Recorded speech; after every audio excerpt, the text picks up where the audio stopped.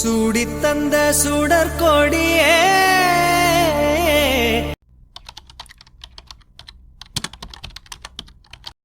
சூசைட்னு ஒரு ஆயுதத்தை கையில் எடுத்ததுக்கு அப்புறம் தான் அவர் பேச்சையே குறைச்சாரு.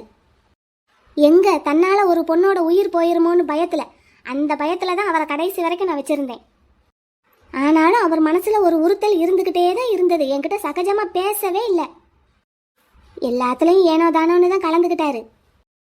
அப்ப எனக்கு சமய சஞ்சீவியா கை கொடுத்தது யாரு தெரியுமா? நீதான். நானா? ஆமா, நீதான். உன்கிட்ட பேச்சு வாக்கில் நான் போட்டு வாங்கின அந்த விஷயம்தான். எப்பா இவரை வழிக்கு கொண்டு வர்றதுக்குள்ள இன்னமும் இவர் ஒன்றும் நம்ம வழிக்கு வந்த மாதிரியே தெரியலையே. என்ன பண்ணலாம்? அதுதான் சரி. இப்போதைக்கு அவன் நம்ம என்ன சொன்னாலும் கேட்பான். ஹலோ ராஜு. தேவி, நீயா எனக்கு கால் பண்ணியிருக்க? ஏன் ராஜு, நான் உனக்கு கால் பண்ணக்கூடாதா? இல்லை, எப்போவுமே நான் தான் உனக்கு கால் பண்ணுவேன். நீ ஒரு 2-3 வாரத்தை பேசிட்டு வச்சிருவ. இப்போ நீயே கால் பண்ணியிருக்கியா? அதான் கேட்டேன். எப்படி ஆரம்பிக்கலாம்? ஆமாம் ராஜு, நீ தான் எப்போவுமே ஃபோன் பண்ணுவ. இப்போ ஒரு வாரமாக ஃபோன் பண்ணவே இல்லை. எனக்கு உன்னை தேடி கிடக்கு. அதான் நானே பண்ணிட்டேன். எங்கே போயிட்ட? ஆளையே காணோம். உனக்கு விஷயம் தெரியாதா தேவி? சுக்கிக்கு ஆக்சிடென்ட் ஆயிடுச்சு.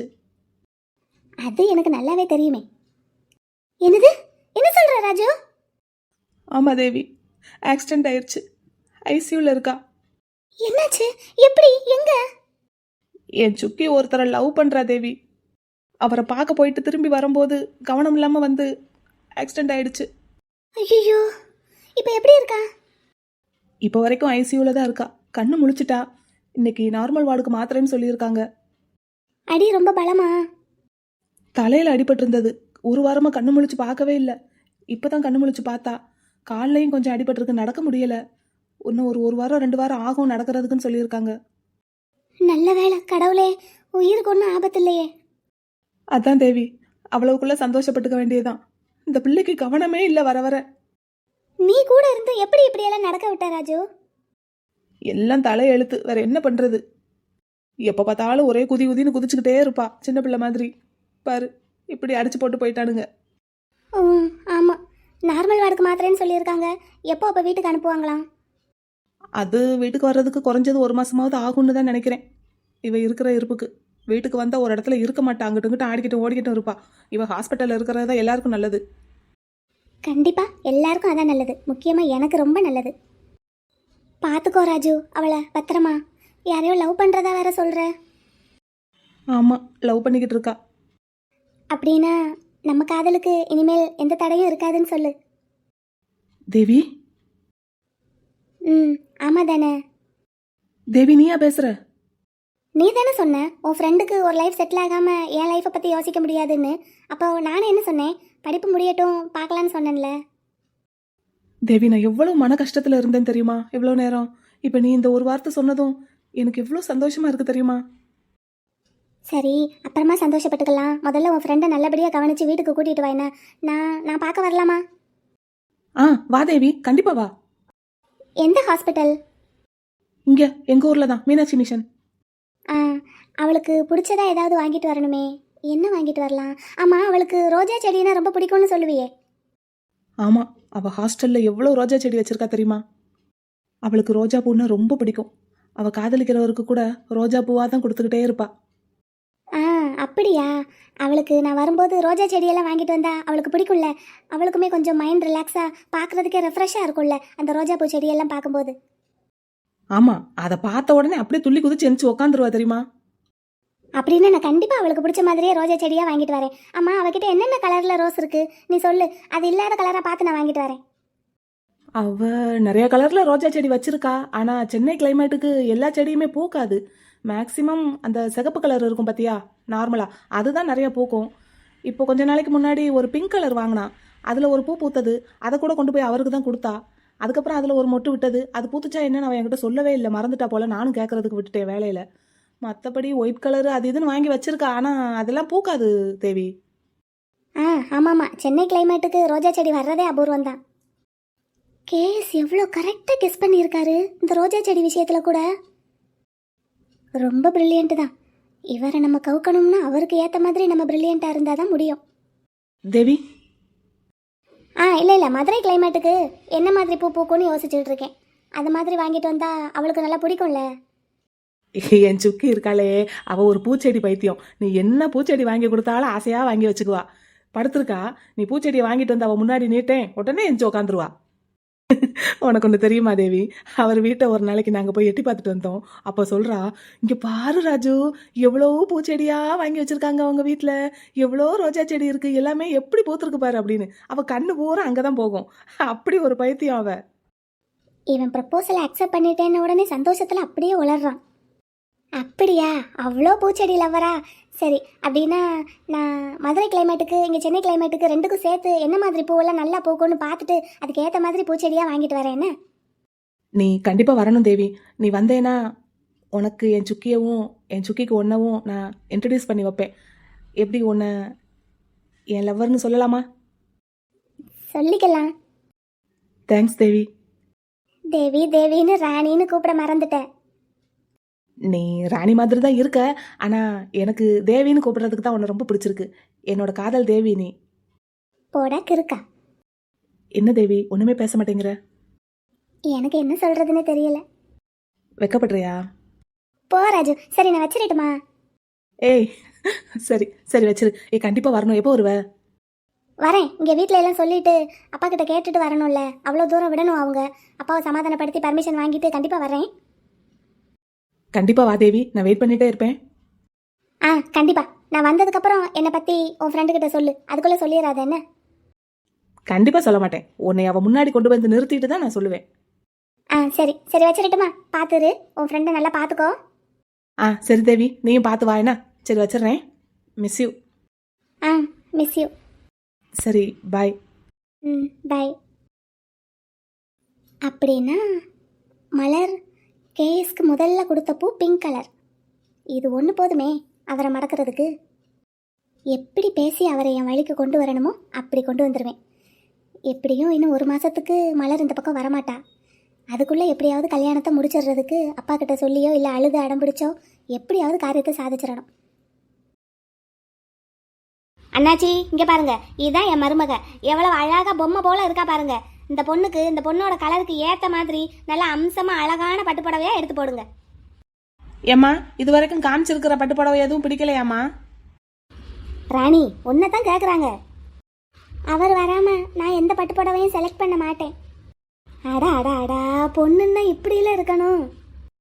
அவருக்கு பிடிச்ச கலரில் அவரே வந்து எனக்கு எடுத்து கொடுத்தாதான் எனக்கு சந்தோஷம். அதை கட்டிக்கிட்டு தான் நான் அவர் கையால் தாலி வாங்கணும். இதுதான் என்னோட ஆசை. அடா அடா அடா. அண்ணாச்சி, இன்னும் நிறைய கலரில் எடுத்து போடுங்க. என் பையன் வந்துக்கிட்டே இருக்காரு. வீட்டுக்கே அவ்வளவு சேலையையும் கொண்டு வந்து பார்க்கறது தான் எங்கள் குடும்ப வழக்கம். என் மருமக சொன்னாங்கிற ஒரு காரணத்துக்காக தான் கடை வரைக்கும் ஏறி வந்திருக்கோம். என் மகனுக்குமே அதுதான் விருப்பம். வீட்டிலே வச்சு பாருங்கம்மான்னு தான் சொன்னார். இங்கே கடைக்கெல்லாம் வர்றதுக்கு அவருக்கு நேரம் இல்லை. காலில் சக்கரத்தை கட்டிக்கிட்டு சுற்றுற ஆள். இப்போ என் மருமகளுக்காகத்தான் இருக்கிற வேலையெல்லாம் விட்டுட்டு வந்துக்கிட்டு இருக்காரு.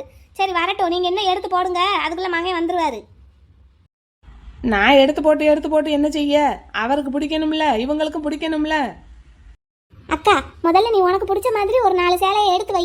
மாமா வந்தாருன்னா அந்த 4ல் ஒன்று செலக்ட் பண்ணுறதுக்கு வசதியாக இருக்கும்ல. அவருக்கும் நீ நேரத்தை மிச்சப்படுத்தி கொடுத்த மாதிரி ஆகும். 4 சேலை ஆனாலும் சரி, 40 சேலை ஆனாலும் சரி, எனக்கு நான் கட்டுற சேலை அவர் தான் எனக்கு செலக்ட் பண்ணி கொடுக்கணும். அடே, என் மருமக தங்கம் போல பேசுகிறாளே. அப்படி இல்லைக்கா, அவர் பிஸியானவர். வந்து எல்லா சேலையிலையும் ஒரு சேலையை செலக்ட் பண்ணுறதுன்னா கொஞ்சம் கஷ்டம்க்கா. நீ ஒரு 4-5 சேலையை எடுத்து வை. அதில் கொஞ்சம் செலக்ட் பண்ணுறது ஈஸியாக இருக்கும். அவருக்கும் டைம் சேவ் பண்ணி கொடுக்க அவருக்கும். அப்போ தானே அவருக்கும் உன்னை நல்லா பிடிக்கும். Hey baby. சரிதானே பேபி நான் சொல்கிறது? என் பேபினா என் பேபி தான். மாமா வர்றாரு. வா ப்ரோ. என்னம்மா, சாரி எடுத்தாச்சா? வாயா கண்ணு, நீ வந்து தான் எடுத்து கொடுக்கணும்னு என் மருமக ஒத்த காலில் நிற்கிறா. புடவைய கண்ணாலையும் கூட நிமிந்து பார்க்க மாட்டேங்கிறா. இதெல்லாம் எனக்கு என்னமா தெரியும்? அவங்களுக்கு பிடிச்சதை எடுத்துக்க வேண்டியதானே. பில்ல ஆஃபீஸ்க்கு அனுப்ப சொல்லிட்டேன். இதுக்கு மேல நான் என்ன பண்ணணும்? காதலிக்கிற பொண்ணுக்கு, கட்டிக்கிட போற பொண்ணுக்கு நீ எடுத்து கொடுத்தாதான் அவளுக்கு மனசுக்கு திருப்தியா இருக்கும். பாரு, புடவையை நிமிந்தும் கூட பார்க்க மாட்டேங்கிறா. அவர் வரட்டும், அவர் செலக்ட் பண்ணி எந்த புடவையை கொடுக்குறாரோ அதை கட்டிக்கிட்டு தான் அவர் கையால் நான் தாலி வாங்குவேன்னு ஒரே பிடிவாதம். இப்படி பொண்ணு யாருக்காவது கிடைக்குமா? எத்தே, நானும் அப்படிதான். என் 2 மருமகள்களும் தங்க கட்டிக்க தானே. சரி அவங்களுக்கு என்ன கலர் பிடிக்குமா? எவங்களுக்கு? பக்கத்து வீட்டுக்காரங்களுக்கா? அம்மா நாளைக்கு உன் பொண்டாட்டி ஆக போறவ முகம் கொடுத்து பேசு. பேசி உனக்கு என்ன கலர் பிடிக்கும் அப்படின்னு கேளு. இல்லைன்னா உனக்கு பிடிச்ச கலர்ல எடுத்து கொடுத்து இந்தடா இது பிடிக்குதா அப்படின்னு கேளு. தம்பி எடுத்து போடவா? ஆ சரி எடுத்து போடுங்க. இதில் முதல்ல ஏதாவது பிடிச்சிருக்கான்னு பாருங்க. இங்க பாருங்க தேவிகா ராணி, இதுல உங்களுக்கு ஏதாவது saree பிடிச்சிருக்கா? உங்களுக்கு எது பிடிச்சிருக்கோ அதையே எடுங்க. எனக்கு அந்த மாதிரி எந்த ஐடியாவும் இல்ல. உங்களுக்கு என்ன கலர் பிடிக்கும்னு சொல்லுங்க, அந்த கலர்ல நான் பாக்குறேன். உங்களுக்கு பிடிச்ச கலர் தான் எனக்கும் பிடிக்கும். இப்படி சொன்னா எப்படி? ஐயா உனக்கு என்ன கலர் பிடிக்கும்னு சொல்லு, அந்த கலர்ல எடுத்து போட சொல்லு அந்த அண்ணாச்சிய. சரி இன்னும் வேற சாரீஸ் காட்டுங்க. இதை பாருங்க தம்பி. அந்த சாரீஸ் எல்லாமே நல்லா தான் இருக்கு. இதுல ஏதாவது ஒன்று எடுத்துட்டு வாங்க, கிளம்பலாம். குட்டி பிள்ளை இப்படி சொன்னேன்னா எப்படி? நான் வேற என்னமா பண்ணணும்?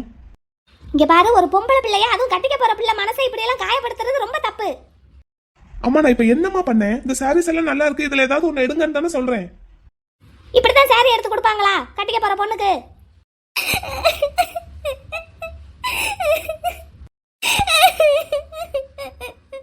அக்கா அக்கா ஐயோ பாரு, அந்த பிள்ளைய அழுதுகிட்டு போற அளவுக்கு பண்ற.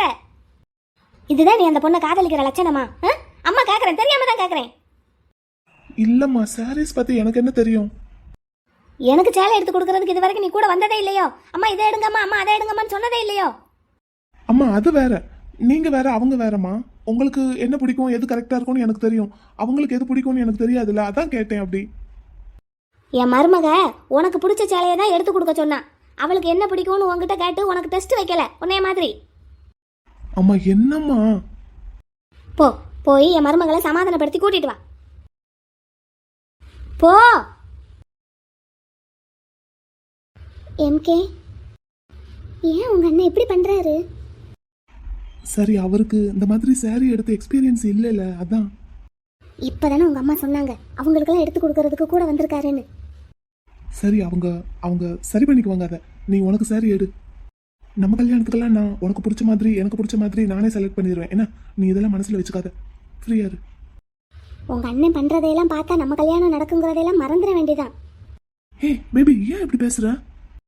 உங்க அண்ணன் எங்க அக்காவை இந்த பாடுபடுத்துறாரு, அப்ப நீங்க என்ன பாடுபடுத்துவீங்க? ஏய் நீலா, அப்படியெல்லாம் பேசாத. அவருக்கு இதுல எல்லாம் எக்ஸ்பீரியன்ஸ் இல்லை.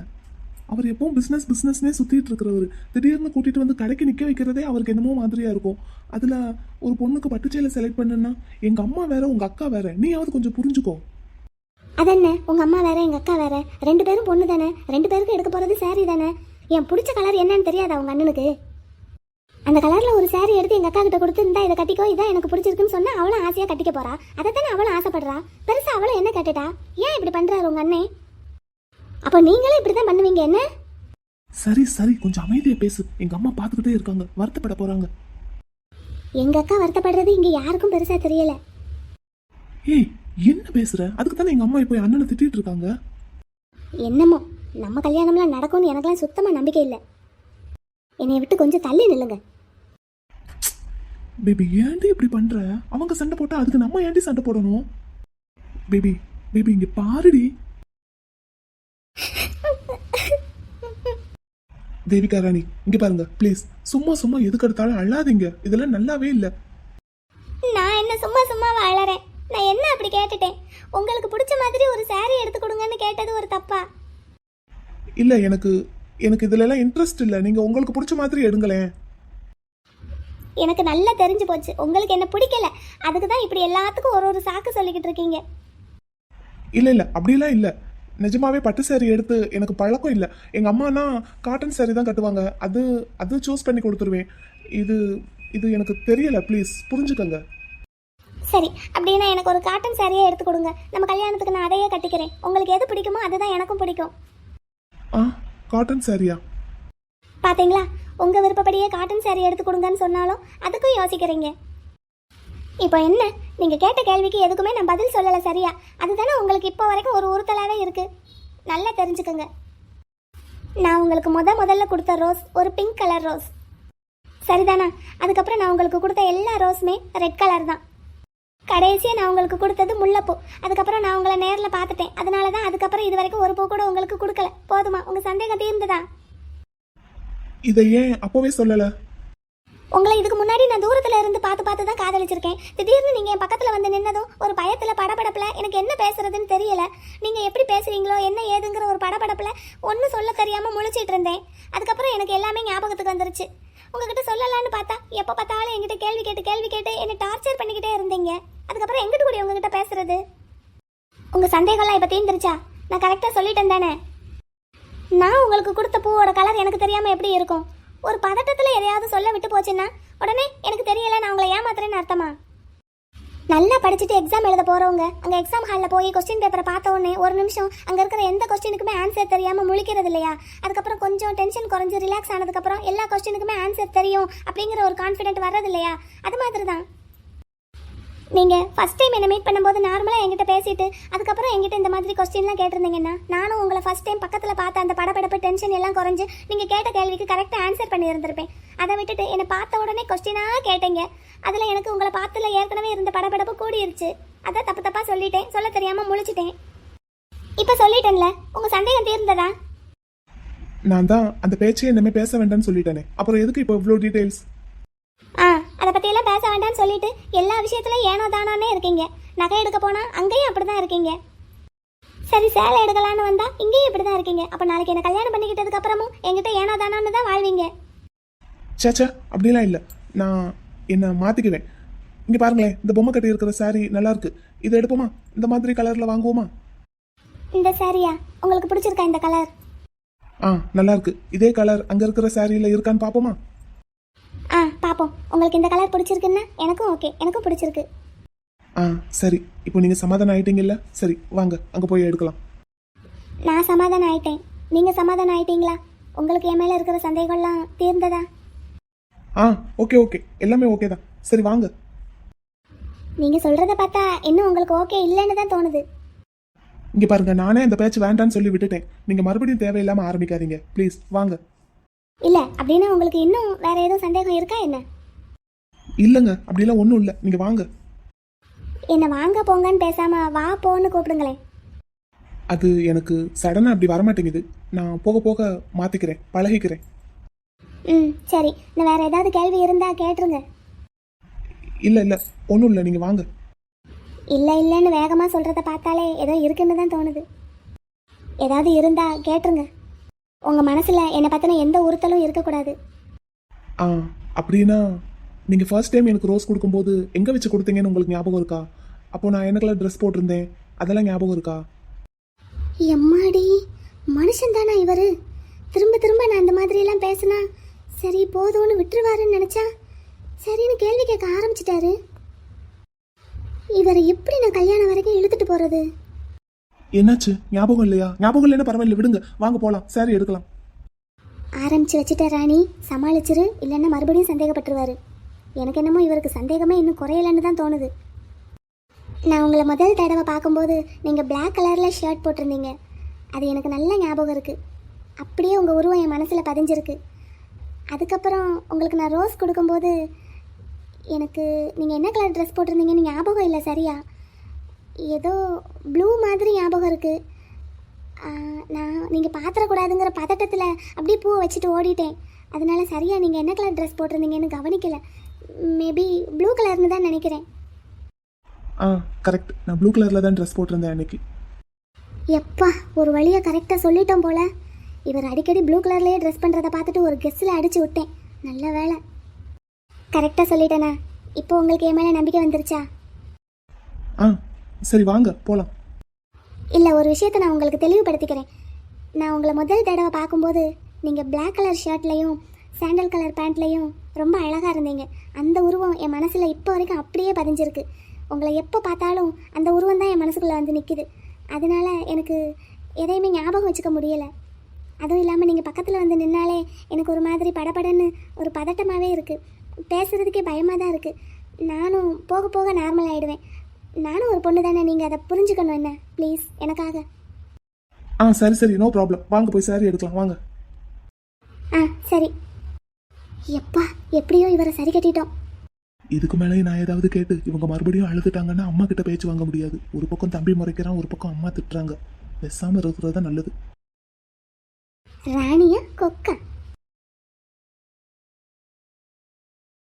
பாத்தியா அவரை சமாளிக்கிறதுக்கு நான் என்ன பாடுபட்டிருக்கேன்னு. அப்படியும் அந்த மனுஷன் விடலை. ஆனா ஓ ஹெல்ப் இல்லாட்டி இதெல்லாம் சாத்தியமே கிடையாது ராஜு. உனக்கு தான் நான் தேங்க்ஸ் சொல்லணும். என்ன வச்சே என் சுக்கியோட காதலுக்கு நீ சமாதி கட்டியிருக்க என்ன ராணி? எஸ். உன்னை எவ்வளவு நம்புனேன். உன் மேல நான் வச்சிருந்த நம்பிக்கையால என் சுக்கியோட காதலை நானே குழி தோண்டி புதைச்சிட்டேன். என் கையை எடுத்து என் கண்ணையே குத்த வச்சுட்டேல. அப்படி உனக்கு என்ன கோவம்? யார் மேல கோவம்? என் மேலையா இல்ல என் சுக்கி மேலையா? இங்கே பாரு, உன் மேலேயோ உன் ஃப்ரெண்டு மேலேயோ எனக்கு எந்த கோபமும் கிடையாது. எனக்கு நான் அவரை அடையணும். அதுக்காக நான் என்ன வேணாலும் செய்யலாம்னு நினச்சேன், செஞ்சேன். அப்படின்னா அப்படின்னா என் சுக்கி வாழ்க்கை இப்படி ஆகுறதுக்கு காரணம் நான் தான் இல்ல? அது என்னமோ எனக்கு தெரியாது. ஏன் ராணி, ஏன் இப்படி பண்ண? என் காதலை யூஸ் பண்ணி என் சுக்கியோட காதலை இப்படி பண்ணிட்டியே. எனக்கு யாரை பற்றியும் கவலை கிடையாது. எனக்கு நான் மட்டும்தான் நல்லா இருக்கணும். நான் மட்டும்தான் எனக்கு முக்கியம். நான் மட்டும்தான் ராணியாக இருக்கணும். நான் நினச்சது மட்டும்தான் நடக்கணும். அதுக்காக நான் என்ன வேணாலும் செய்வேன், செஞ்சேன். அதுக்கு நீ என்ன வேணாலும் பண்ணியிருக்கலாம். என் காதலை எதுக்கு மிஸ்யூஸ் பண்ண? என்ன காதல்? பொல்லாத காதல், புடலங்க காதல். உன்கிட்ட என்ன ராஜு இருக்கு உன்னை நான் காதலிச்சு உன் பின்னாடியே வர்றதுக்கு? நீயும் ஒரு வேலைக்கும் போக மாட்ட. உன் ஃப்ரெண்டு ஸ்கூலையே கட்டி அழுவ. அவங்க ஸ்கூலில் உன் பேருக்கு எழுதி வைப்பாங்கன்னு பார்த்தா அதுவும் இப்போதைக்கு நடக்காது போல. அப்போது கடைசி வரைக்கும் அந்த ஸ்கூலில் நீ வேலை பார்த்துக்கிட்டே தான் இருப்ப. உன்னை நான் காதலிச்சு கல்யாணம் பண்ணிக்கிட்டேன். நான் எப்படி ராணியாக இருக்க முடியும்? என் பேருக்கு ஏற்ற மாதிரி நான் ராணியாக இருக்கணும்னா அதுக்கு நான் ஒரு ராஜாவை தான் கல்யாணம் பண்ணணும். அதுக்காகத்தான் இப்படியெல்லாம் பண்ணேன். நான் பிறந்த இடத்துல என்னால் ராணியாக இருக்க முடியலை. ஆனால் போகிற இடத்துல ஒரு ராஜாவை கல்யாணம் பண்ணிக்கிட்டே நான் ராணியாக தானே இருப்பேன், அதுவும் மகாராணியா. அதுக்காகத்தான் இவ்வளோ வேலையும் பார்த்தேன். இதில் உன் காதல் என்ன, உன் ஃப்ரெண்டு காதல் என்ன? போடலங்கா. சரி, நீ என் காதலை பற்றி யோசிக்க வேண்டாம். என் ஃப்ரெண்டு காதலை பற்றி கூட யோசிக்க வேண்டாம். உன்னை கல்யாணம் பண்ணிக்கிறதுக்குன்னு நீ சொன்னதையெல்லாம் நம்பி ஒருத்தர் சம்மதிச்சு தலையாட்டினாரே, அவரோட காதலை பற்றி கூட நீ கொஞ்சம் கூட யோசிக்கல. நீ அவரோட காதலையும் தான் மிஸ்யூஸ் பண்ணியிருக்க. என் சுக்கியை தான் அவர் லவ் பண்ணியிருக்காரு. இப்படியெல்லாம் ஏமாத்து வேலை பார்த்து அப்படி ஒருத்தரை நீ கல்யாணம் பண்ணி தான் ஆகணுமா? இல்லை அப்படி கல்யாணம் பண்ணிக்கிட்டதுக்கு அப்புறம் என் சுக்கி மூலமாவோ இல்லை ஏன் மூலமாவோ உன் விஷயம் அவருக்கு தெரிய வந்தா என்ன ஆகும்? இப்போ என்கிட்ட வேற காதலை சொன்ன. நீ என்னை பார்க்க வருவேன்னு நானும் எவ்வளவு நாள் காத்திருந்தேன். நீ வரவே இல்லை. சரி, நான் சென்னைக்கு வந்து நீ இப்படி அவரை கல்யாணம் பண்ணிக்கிட்டு இருக்கிறத பார்த்தா உன்னை பற்றி நான் என்ன நினைப்பேன்னு நீ கொஞ்சம் கூட யோசிக்கல இல்லை? என்னை பற்றி யோசிக்கிறதுக்கு உனக்கு கொஞ்சம் கூட தகுதியே இருக்காது அப்போ. ஏன்னா நான் அப்போ ஒரு சாம்ராஜ்யத்தோட மகாராணியாக இருந்திருப்பேன். அந்த தைரியத்தில் தான் இவ்வளவையும் பண்ணேன்.